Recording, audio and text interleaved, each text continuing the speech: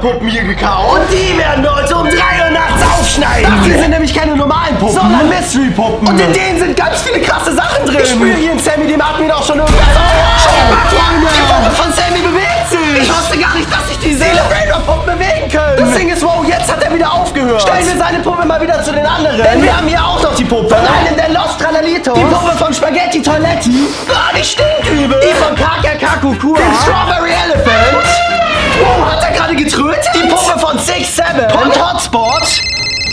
Wow, hat hier in der Puppe gerade ein Handy geklingelt? Die von mir auch. Ketchuru und Musturu. Das ist einfach Ketchup und Senf. Ich glaube, Ketchuru hat gerade einfach Ketchup auf mich gespritzt. Böse Puppe. Wir haben aber auch noch die Puppe von Job Sahur. Da ist Oxycola, Pop Sahur. Wow, hier oben steht, dass sie ihn da anzünden soll. Oh, ich bin so gespannt, was dann passiert. Und die Puppe von Avocadini, Antilopini. Wir haben aber auch noch die gruseligste Steel Brainrot Puppe gekauft, die es gibt. Und das ist die von 666. Diese Puppe ist so verflucht, dass wir sie in dieses Gefängnis gesperrt haben. Ich bin schon so gespannt, was in da drin ist. Ich dürfte ja aber erstmal 10.000 Likes aufschneiden. Oh, stimmt, Freunde, hier steht's auch. Wir brauchen erst die 10.000 Likes. Also gebt jetzt alle mal einen fetten Daumen nach oben, wenn ihr auch wissen wollt, was in der Puppe von 666 drin ist. Das war's aber immer noch nicht. Wir haben nämlich auch noch die Puppen von 2 Lucky Blocks. Nämlich die von einem normalen und von einer gruseligen Halloween-Variante. Und wenn wir die hier aufschneiden, dann spawnen daraus ultra seltene Brainrots. Eine letzte Puppe haben wir aber noch. Und das ist die von einem ganz neuen Brainrot, der noch nicht veröffentlicht ist. Die ist in dieser Box, damit wir da aber reinschauen dürfen. Müssen ganz viele von euch kostenlos abonnieren. Und dann finden wir raus, was es wenn da einmal Brainrot ist. Aber wow! Die ersten von euch abonnieren gerade schon. Und das bedeutet, wir können da gleich schon reinschauen. Das Ding ist, welchen Brainrot sollen wir als erstes aufschneiden? Schreibt jetzt mal euren Lieblings-Brainrot in die Kommentare. Und der am meisten geschrieben wird, mit dem starten wir dann. Schreibt bitte alle Miau in die Kommentare, sie ist mein Lieblingsbrainrot. Hey, sei leise, Vogelmann, die Zuschauer sollen selber entscheiden. Ihr habt dafür noch 3 Sekunden Zeit. 2, 1. Und wir schauen nach, für welches Brainrot ihr euch entschieden habt. Wir beginnen mit Job Sahur. Wow, das ist ein richtig cooles Brainrot, Freunde. Und ich spüre in ihm auch schon ganz viele Sachen. Ich würde sagen, ich mache direkt mal einen Schnitt. Hier an seinem Mund, so. Er ist offen. Und jetzt schauen wir direkt mal, was da drin ist. Aber wow. Ich sehe schon was. Und das sieht so aus wie seine Zunge. Ah, Freunde, ich habe gerade einfach seine Zunge in der Hand. Wie lustig, aber wow. Jetzt habe ich sie sogar abgerissen. Ist ja krass. Hättet ihr gedacht, dass da eine echte Zunge in Job Sahur drin ist? Also ich nicht, aber ich schaue mal, ob ich noch mehr hier in dem finde. Und wow, ja, ich habe hier noch was und da ist Geld, Freunde. Wow, warum ist in Job Sahur denn Geld drin? Bestimmt darin ist man an ganz vielen Jobs verdient. Das Ding ist, das sieht nicht so aus wie echtes Geld. Nein, man kann es hier außen aufmachen. Und wow, darin ist Schokolade. Das ist Schokoladengeld, Freunde. Wie lecker. Das ist viel besser als echtes Geld. Naja, ich spüre in Job Sahur noch mehr. Aber um das rauszuholen, müssen wir das Loch hier noch ein bisschen größer schneiden. Jetzt ist sein Mund weiter geöffnet. Und wow, seht ihr da, was ich sehe? Da ist doch irgendwas Blaues, Großes und da. Sieht so aus wie eine Kamera. Wow, ja, und hier steht's auch drauf. Das ist die von Job Sahur. Vielleicht war er ja mal Fotograf. Na, schalten wir diese Kamera direkt mal an, so. Und wow, jetzt sehen wir auf dem Bildschirm alles, was die Kamera sieht. Machen wir mal ein Foto von den Brainrot-Puppen hier. Let's go, so. Ein Foto ist gemacht. Und wow, was passiert jetzt? Schaut mal hier vorne aus der Kamera. Wer hat dieses Bild gerade einfach raus? Wie cool, das bedeutet, die Kamera drückt die Bilder, die sie macht, immer direkt. Hier drauf sehen wir jetzt die ganzen Brainrot-Puppen. Ich will auch so ein Bild von mir. Ich mach direkt mal eins. Let's go. Ein Foto ist gemacht und jetzt soll das gleich hier vorne rausfahren. Und ja, Freunde, das Bild fährt raus. Das Ding ist wow. Schaut mal, auf diesem Bild bin ich nicht alleine. Sondern hinter mir ist da noch Job Sahur. Wie gruselig. War der gerade auch da, als ich das Bild gemacht habe? Hoffentlich nicht. Schreibt direkt mal in die Kommentare, wenn ihr irgendwas gesehen habt. Vielleicht ist er ja böse, weil wir seine Puppe aufschneiden. Na, schauen wir direkt mal, was noch so in da drin ist. Ich greife direkt mal rein und wow. Schaut mal, ich sehe hier drin irgendwas Metallisches. Ich zieh's mal raus und das. Wow, ist ein Kochtopf. Und hier auf der Rückseite steht auch was. Ich habe etwas Leckeres für dich gekocht. Wow, wie cool. Job Sahur ist Koch geworden. Und jetzt können wir was Leckeres von ihm essen. Öffnen wir den Kochtopf mal. Aber da kommt voll der eklige Gestank raus. Und hier drin ist nur so eine braune Grütze. Ich glaube, Job Sahur ist kein so ein guter Koch, Freunde. Ich glaube nicht, dass man es essen kann. Da drin schwimmt doch einfach irgend so ein Auge. Ja, davon werde ich auf jeden Fall keinen Bissen nehmen. Hier in Job Sahurs Körper spüre ich jetzt nichts mehr, aber wow. Ich glaube, in seinem Baseballschläger ist noch was. Schneiden wir den auch direkt mal auf, so. Und hier drin ist einfach auch noch ein richtiger Baseballschläger. Wow, das hat wehgetan. Ansonsten spüre ich aber nichts mehr in Job Sahur. Und deswegen schneiden wir jetzt direkt seinen Bruder Pop Sahur auf. Beziehungsweise, nein, ihn müssen wir ja gar nicht aufschneiden. Ihn müssen wir hier oben anzünden. Legen wir unser Messer mal zur Seite und machen einfach direkt mal, was da drauf steht. Vorher müssen wir noch den Zettel wegmachen und jetzt kann's losgehen. Ich bin so gespannt, was gleich passiert. Oh, ich glaube, es funktioniert und die Zündschuhe beginnt abzubrennen. Oh, sieht das krass aus. Ich bin so gespannt, was passiert. Wenn sie ganz abgebrannt ist, sie ist fast in ihm angekommen. Oh nein, Freunde. Oh nein. Und Pop Sahur ist gerade einfach geplatzt.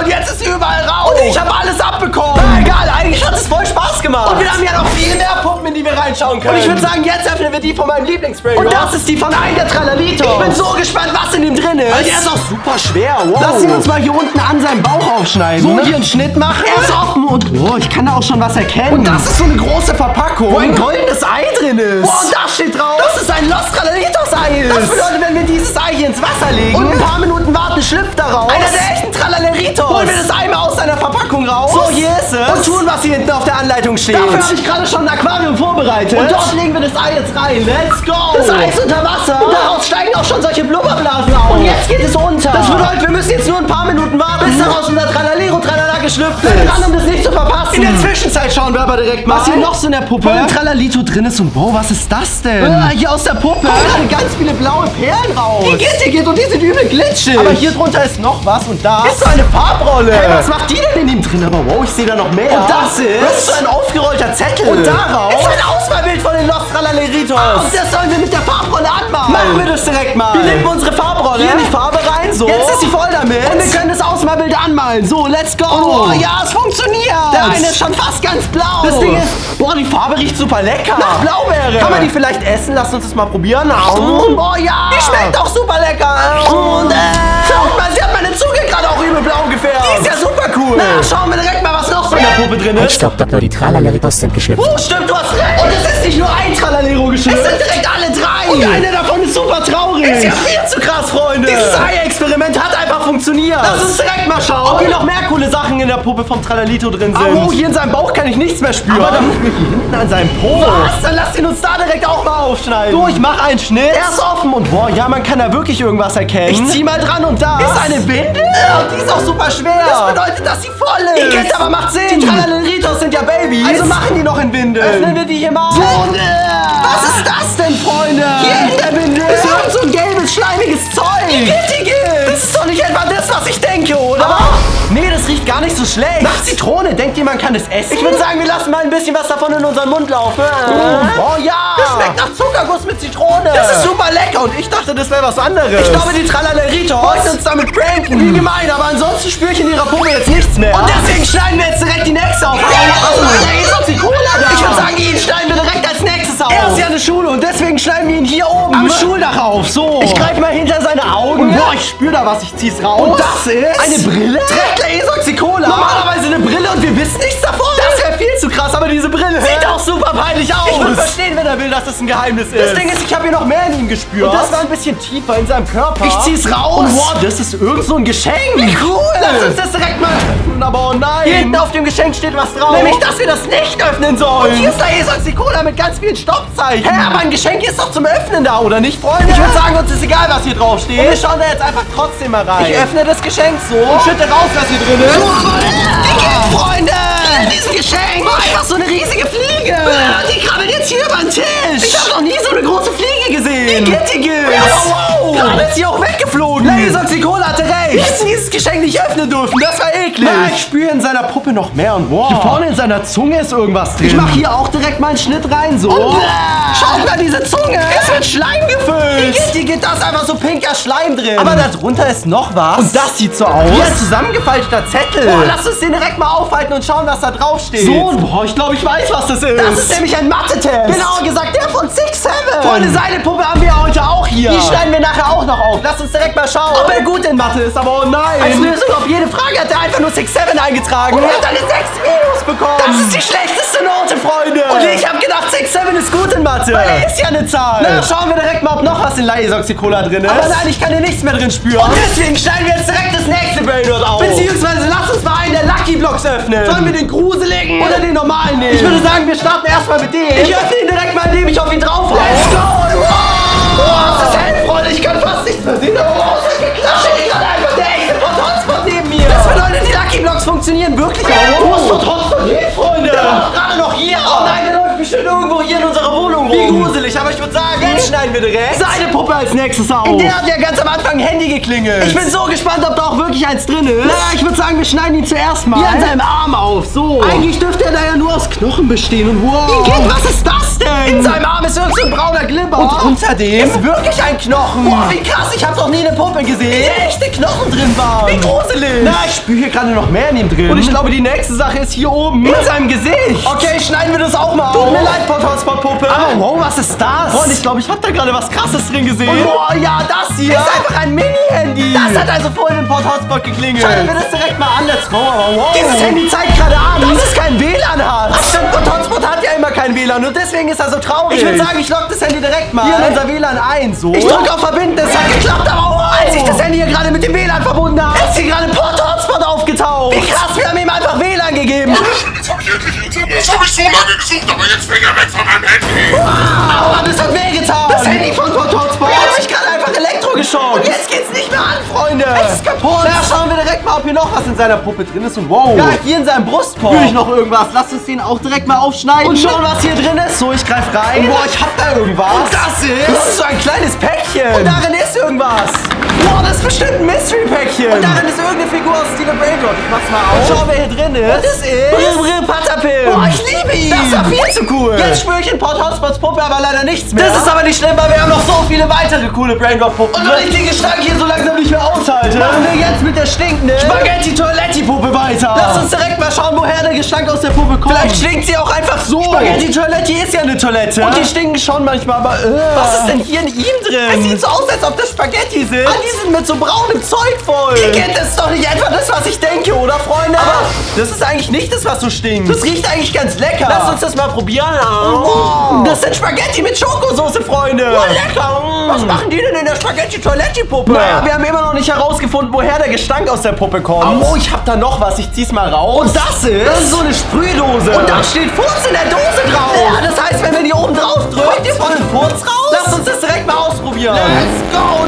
Ja, hier kam gerade wirklich ein Furz raus und das stinkt auch übel. Da kam also der Gestank aus der Puppe. Ja, ich habe hier noch was drin gespürt. Und das ist noch mal eine größere Sache. Nämlich noch mal eine Toilette. Und das ist auch Spaghetti-Toiletti. Ah, wie witzig, Freunde. In Spaghetti-Toiletti war Spaghetti-Toiletti drin. Lass uns direkt mal die Toilettenschüssel aufmachen und schauen, was er in seiner Toilette drin hat. Let's go. Ihr kennt, als wir die Toilette gerade aufgemacht haben, ist mir dieses rote Zeug ins Gesicht gespritzt. Das ist Tomatensoße, Freunde. Boah, das bedeutet, wenn wir die Toilette öffnen, bekommt man Tomatensoße in den Mund gespritzt. Wie lecker, ich liebe Tomatensoße. Das ist die coolste Toilette jemals. In der Puppe von Spaghetti-Toilette spüre ich jetzt aber nichts mehr. Und jetzt machen wir mit einer der coolsten Puppen weiter. Nämlich mit der von 6-7, Freunde. Ich bin so gespannt, was in hier drin ist. Die Frage ist jetzt natürlich, wo wir sie zuerst aufschneiden. Bei der 6 oder der 7? Ich würde sagen, wir schneiden zuerst mal die 6 auf. Und das machen wir genau hier, so. Ich glaube, sie ist offen, ja. Und wow. Schaut mal hier rein, Freunde, da liegt auch direkt irgendwas. Und das ist ein kleines Döschen. Mit 6-7 Schleim? Was? 6-7 hat einen eigenen Schleim, Freunde? Was soll denn so besonders an dem sein? Das sieht eigentlich aus wie ganz normaler blauer Schleim, ja. Legen wir den mal hier vorne auf den Tisch.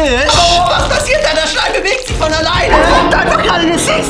Ach, deswegen ist es 6-7 Schleim. Der verformt sich jemand zurück in eine 6-7. Ist ja super cool. Wenn ihr auch so einen Schleim wollt, dann schreibt mal 6-7 in die Kommentare. Na, gerade haben wir in die 6 reingeschaut. Und jetzt schneiden wir auch noch die 7 auf. So. Hier einmal einen Schnitt setzen. So, die Puppe ist aufgegangen. Die ganze Watte kommt ja auch schon raus und wow. Was ist das denn? Hier steht 6-7 Geschenkblaster drauf. Oh, das bedeutet, wenn wir diesen Blaster aufziehen und dann hier draufdrücken, kommt hier vorne ein Geschenk rausgeblastert. Machen wir das direkt mal in 3, 2, 1 und let's go. Oh, da ist wirklich irgendwas rausgeflogen. Und das ist mit dem Fallschirm auf den Boden gesegelt. Lass uns mal schauen, was das war. Und wow, das ist eine Figur von 6-7. Das ist also unser Geschenk, das im Geschenkblaster drin war. Der war ja super cool. Na, lass uns direkt mal schauen, ob wir noch irgendwas in 6-7 ertasten können. Und wow, ja. Hier in seiner rechten Hand ist noch irgendwas drin. Ich schneide sie auch direkt mal auf. So, und wir schauen, was das Ganze ist. Und wow, ich kann da irgendwas Blaues erkennen. Und das ist ein 6-7 Taschenrechner. Wow, und hier hinten ist auch der böse 6-7 drauf. Lass uns den direkt mal ausprobieren. Ich rechne mal 1 plus 1 zusammen. Und jetzt drücken wir ist gleich und da steht 67.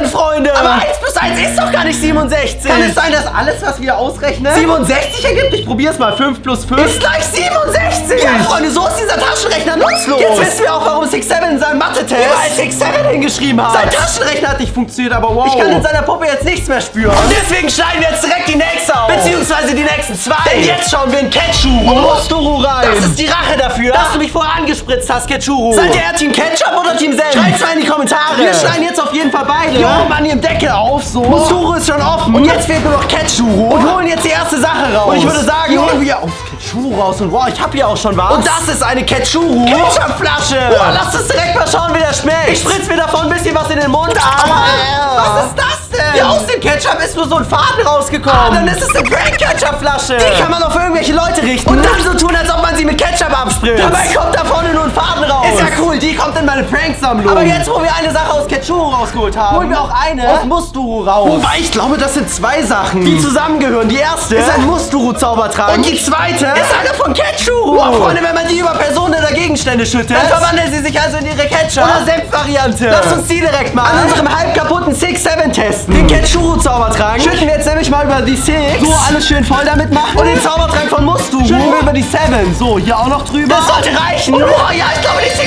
verwandelt sich gerade auch schon. Und jetzt ist sie einfach zu Ketchup und Senf 6-7 geworden. Wow, die sieht jetzt ja super cool aus. Und sie ist auch wieder ganz und wow. Ich kann auch neue Sachen drin spüren. Freunde, wenn wir die auch noch aufschneiden sollen, dann gebt jetzt mal einen Daumen nach oben. Ich stelle sie so lange mal hier drüben zu den anderen Puppen. Na, schauen wir direkt mal, was noch so in Ketchuro und Musturu drin ist. Und boah, hier in Musturu spüre ich noch was. Und das ist eine Figur von Tung Tung Tung Sahur. Boah, wie cool, aber die ist nicht normal. Denn die hat hier vorne irgend so einen mysteriösen Knopf dran. Was denkt ihr passiert, wenn wir den drücken? Ich würde sagen, wir probieren es direkt mal aus. Let's go! Wow! Tung Sahurs Kopf ist gerade aufgegangen. Und in dem ist einfach eine Zahnbürste drin gewesen. Und auf der ist irgendwas Gelbes. Ist es etwa Senf, Freunde? Lass uns das mal probieren. Und ja, das ist ekliger Senf. Putzt sich Musturu damit etwa immer seine Zähne? Integriert, Freunde. Aber das ist eine super coole Zahnbürste. Die benutze ich noch zum Zähneputzen. Aber mit normaler Zahnpasta und nicht mit Senf. Naja, schnell die Ketchuro-Puppe mal noch hier unten an ihrem Körper auf. Und was ist das denn? Hier drin ist irgendwas Wabbeliges, Freunde. Ich zieh mal dran und da. Sieht so aus wie eine Tomate. Ach stimmt, Ketchup besteht ja aus Tomaten. Aber die ist irgendwie ganz komisch wabbelig. Vielleicht ist sie schon vergammelt oder so. Wie eklig, weg damit.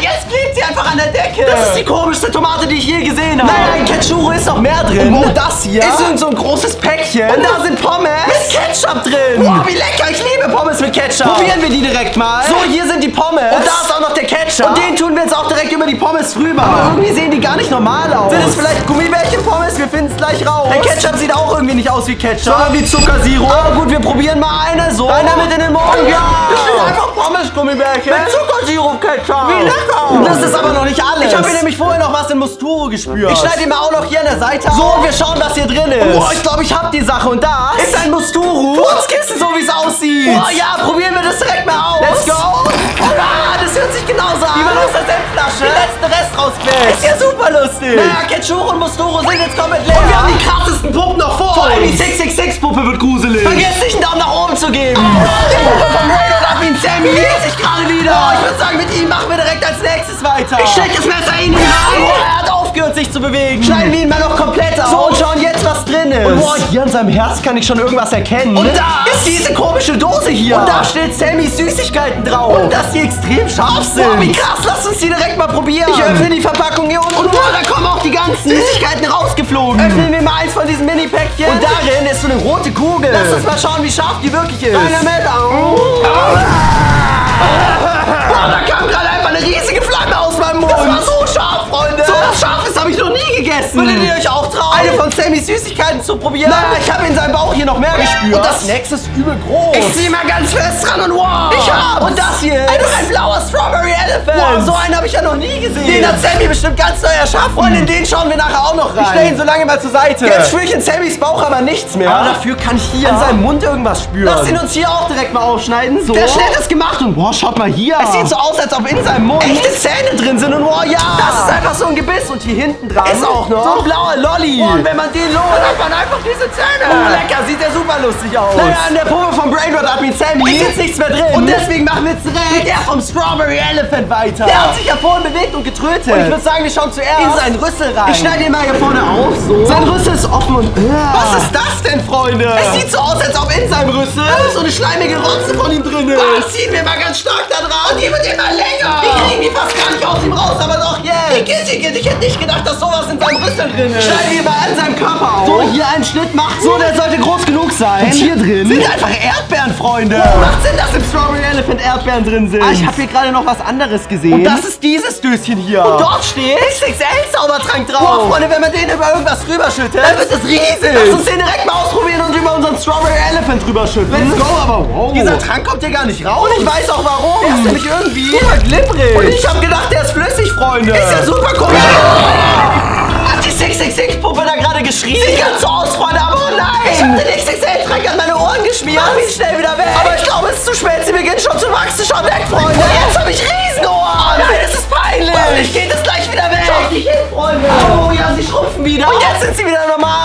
ich habe gedacht, sie bleiben jetzt für immer so. Na, hier im Strawberry Elephant kann ich jetzt noch eine letzte Sache spüren. Und das hier ist eine Erdbeereis-Süßigkeit. Wie krass, ich liebe Erdbeereis. Schauen wir direkt mal, wie die schmeckt. Ich glaube, wir müssen nur hier unten dran drehen. Ja, und jetzt kommt hier oben die Erdbeereis-Süßigkeit raus. Die sieht ja super lecker aus. Lass uns die direkt mal probieren. Und boah, ja, das schmeckt wirklich super lecker nach Erdbeereis. Das hätte ich nicht gedacht, Freunde. Das Ding ist, was passiert hier? Was mit dem Mystery Brain? Was gerade einfach? Ich glaube, genug von euch haben abonniert. Und wir dürfen sie jetzt öffnen. Ich schneide sie direkt mal auf, so. Und jetzt schauen wir nach, was für ein Brainrot hier drin ist. Ich klappe die Box auf und... Wow. Das hier ist Pedale. Das ist ein super seltener Brainrot. Und soll ein Krankenhaus sein. Lass ihn uns direkt mal aufschneiden. Und schauen, was hier drin ist. So. Das Pedale ist offen. Holen wir mal die Watte raus und boah, ich sehe da auch schon was. Und das ist was super Cooles. Nämlich ein Steel Brainrot. Überraschungsautomat. Wie cool, lass uns direkt mal das Fach hier vorne öffnen. Und einmal hier dran drehen. So, let's go. Boah, ja, da ist wirklich eine Kugel rausgekommen. Und darin ist irgendwas eingepackt. Lass uns mal schauen, was das genau ist. Und wow. Ich glaube, das ist eine Minifigur. Von Tung Tung Tung Sahur. Boah, ich liebe ihn. Am Ende vom Video müssen wir auf jeden Fall noch mehr von diesen Kugeln hier rausholen. Ja, ansonsten spüre ich in Pedales Körper nichts mehr. Oh, hier vorne in seiner Zunge ist noch irgendwas. Ich schneide sie mal auf und greife in sie rein und wow. Was ist das denn? Das sieht aus wie irgend so eine Spritze. Und hier steht Säure drauf. Wow, wie krass. Lass uns direkt mal ausprobieren, was passiert. Wenn wir die auf irgendwas raufspritzen. Und ich würde sagen, wir benutzen die direkt. An Miaul. Wir tun ein bisschen was hier vorne. Auf ihren Bauch drauf, so. Und boah, ich glaube, sie beginnt zu wirken. Ja. Dann steht schon übel der Rauch. Und es zischt super krass. Und jetzt ist da einfach ein Loch in Kettausbau. Das hat die Säure da reingefressen. Na, dann können wir auch direkt mal schauen, was in ihr so drin ist. Hier drin ist auf jeden Fall ganz viel Watte. Aber ich spüre ja auch noch was anderes. Ich versuch's mal rauszuholen, Freunde. Und das ist ein Miaul-Roboter. Ja, sieht ganz so aus. Lass uns den direkt mal auf den Tisch stellen. Wow. Schaut, der hat einfach angefangen, sich zu bewegen. Ist ja viel zu krass und jetzt läuft er überall rum. Ist ja super cool. Ja, schauen wir mal, was noch so in Miaul drin ist. Oh, boah, ich habe hier noch was und da ist dieses Döschen. Und hier steht Miaul. Puderkaugummi drauf. Hey, was soll das denn sein? Hier drin ist auf jeden Fall irgend so ein komisches Puder. Aber das sieht nicht so ganz aus wie Kaugummi. Na, schütten wir uns mal ein bisschen was davon in den Mund an. Ich kau ein bisschen darauf rum. Und wow. In meinem Mund entsteht gerade wirklich ein Kaugummi. Ist ja viel zu krass. Lass uns mal versuchen, damit eine Blase zu machen. Let's go.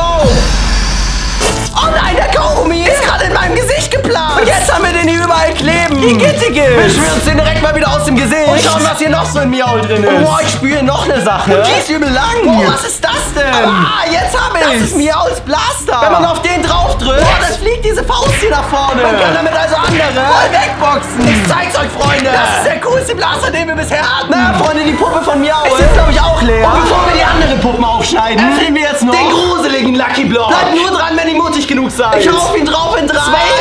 Let's go! Wow! Aus dem Lucky Block ist einfach der Halloween 6-7 rausgekommen. Und der macht gerade auch 6-7. Wie lustig. Das war gar nicht so gruselig, wie ich dachte. Wow. Der Like-Alarm ist gerade angegangen, Freunde. Und das bedeutet, wir haben die 10.000 Likes erreicht. Und dürfen jetzt die Puppe von 666 aufschneiden. Was, ihr wollt mich aufschneiden? Ich dachte, ihr befreit mich bei 10.000 Likes einfach aus diesem Käfig. Nein, 666. Ich schneide dich auf wie alle anderen. Ich hol dich direkt mal aus deinem Käfig raus. Und jetzt schauen wir, was in dir drin ist. Und wir schneiden ihn hier an seinem Mund auf. Ich steck rein in 3, 2, 1 und let's go.